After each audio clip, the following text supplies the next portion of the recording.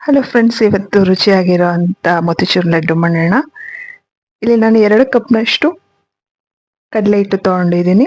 ಇದಕ್ಕೆ ಸ್ವಲ್ಪ ಸ್ವಲ್ಪ ನೀರು ಹಾಕ್ಕೊಂಡು ನಾವು ಇದನ್ನ ಕಲಿಸ್ಕೊಳ್ಳೋಣ.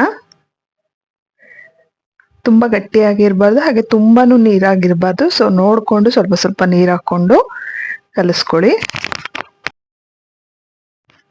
ಮೋತಿಚೂರ್ ಲಡ್ಡುದು ಇನ್ನೊಂದು ರೆಸಿಪಿ ಆಲ್ರೆಡಿ ನನ್ನ ಚಾನಲಲ್ಲಿ ಇದೆ, ಅದ್ರದ್ದು ಲಿಂಕ್ ಹಾಕಿರ್ತೀನಿ, ಬೇಕಂದ್ರೆ ಚೆಕ್ ಮಾಡಿ ನೋಡಿ. ಈ ಹದಕ್ಕೆ ಹಿಟ್ಟನ್ನು ಕಲಿಸ್ಕೊಂಡು ಬೇಳೆ ಬಸಿಯೋ ಬುಟ್ಟಿ ಅಥವಾ ಜಾಲರಿ ಸಹಾಯದಿಂದ ಈ ರೀತಿ ಬೂಂದಿ ಮಾಡ್ಕೊಳ್ಳೋಣ. ಮೋತಿಚೂರ್ ಲಡ್ಡುದು ಬೂಂದಿ ಚಿಕ್ಕದು ಬರುತ್ತೆ, ಇದು ದೊಡ್ಡದಿರೋದ್ರಿಂದ ನಾವು ಇದನ್ನ ಮತ್ತೆ ಸ್ವಲ್ಪ ಮಿಕ್ಸರಿಗೆ ಹಾಕೋಬೇಕಾಗುತ್ತೆ. ನೋಡಿ, ತುಂಬಾ ಏರ್ ಬೇಯಿಸೋದು ಬೇಡ, ಸ್ವಲ್ಪ ಸಾಫ್ಟ್ ಆಗಿ ಇರಲಿ.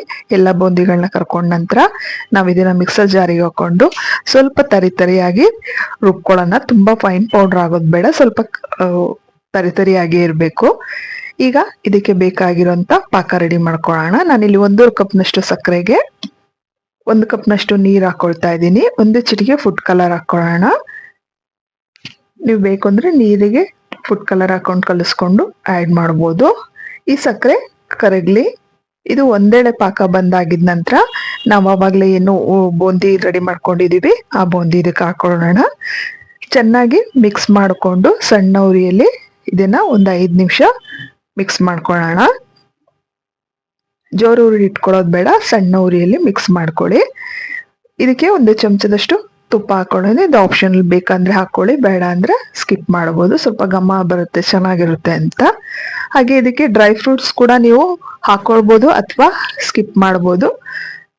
ನೋಡಿ, ಚೆನ್ನಾಗಿ ಮಿಕ್ಸ್ ಮಾಡ್ಕೊಂಡ ನಂತರ ನಾನು ಇದನ್ನ ಸ್ಟವ್ ಆಫ್ ಮಾಡಿ ಒಂದು 10 ನಿಮಿಷ ಮುಚ್ಚಿ ಹೀಗೆ ಬಿಡ್ತೀನಿ. ಅದಕ್ಕೂ ಮುಂಚೆ ನಾನು 1 ಚಮಚದಷ್ಟು ತುಪ್ಪಕ್ಕೆ ಸ್ವಲ್ಪ ಲವಂಗ ಹಾಗೆ ಡ್ರೈ ಫ್ರೂಟ್ಸ್ನ ಹಾಕೊಂಡು ಸ್ವಲ್ಪ ಬಿಸಿ ಮಾಡಿಕೊಂಡು ನಾನು ಇದಕ್ಕೆ ಹಾಕೊಳ್ತಾ ಇದ್ದೀನಿ. ಇದು ಕೂಡ ಆಪ್ಷನಲ್, ನೀವು ಬೇಕಾದ್ರೆ ಹಾಕೊಳ್ಳಿ, ಬೇಡ ಅಂದ್ರೆ ಸ್ಕಿಪ್ ಮಾಡ್ಬೋದು. ಬರೀ ಲವಂಗ ಅಷ್ಟೇನೆ ಹಾಕೊಳ್ಬೋದು. ಈಗ ಇದನ್ನ ರೆಡಿ ಮಾಡ್ಕೊಂಡಿರೋಂಥ ಬೂಂದಿ ಮಿಕ್ಸ್ಚರ್ಗೆ ಹಾಕೊಳ್ಳೋಣ. ಹಾಕೊಂಡು ಚೆನ್ನಾಗಿ ಮಿಕ್ಸ್ ಮಾಡಿ ಇದನ್ನ ಸ್ವಲ್ಪ ತಣ್ಣಗಾಗೋದಕ್ಕೆ ಬಿಡೋಣ. ನಂತರ ನೀವು ಇದರಿಂದ ಉಂಡೆಗಳನ್ನ ಮಾಡ್ಕೊಳ್ಬೋದು. ಕೈಗೆ ಬಿಸಿ ಮುಟ್ಟಕ್ಕೆ ಸಾಧ್ಯ ಆಗೋಷ್ಟು ಬಿಸಿ ಇದ್ದಾಗ ನೀವು ಇದನ್ನ ಉಂಡೆ ಮಾಡ್ಕೋಬಹುದು. ತುಂಬಾ ತಣ್ಣಗಾಗೋದಕ್ಕೆ ಬಿಟ್ರು ಕಷ್ಟ ಆಗುತ್ತೆ ಸ್ವಲ್ಪ ಕಟ್ಟೋದಕ್ಕೆ. ಸೊ ಸ್ವಲ್ಪ ನಿಮ್ ಕೈಗೆ ಬಿಸಿ ತಡ್ಕೊಳಕ್ ಆಗುತ್ತೆ ಅನ್ನೋಷ್ಟು ಬಿಸಿ ಆದಾಗ ನೀವು ಈ ಉಂಡೆಗಳನ್ನ ಮಾಡೋದಕ್ಕೆ ಶುರು ಮಾಡ್ಬೋದು. ಬೇಕಂದ್ರೆ ಮೇಲೆ ಕೂಡ ನೀವು ಡ್ರೈ ಫ್ರೂಟ್ಸ್ ಇಂದ ಅಲಂಕಾರ ಮಾಡ್ಬೋದು ಅಥವಾ ವರ್ಕ್ ಹಚ್ಚಿ ಕೂಡ ಅಲಂಕಾರ ಮಾಡ್ಬೋದು. ಸೊ ನಮ್ಮ ಮೋತಿಚೂರ್ ಲಡ್ಡು ರೆಡಿ ಆಗಿದೆ. ಖಂಡಿತ ಮನೇಲಿ ಟ್ರೈ ಮಾಡಿ ನೋಡಿ. Thank you.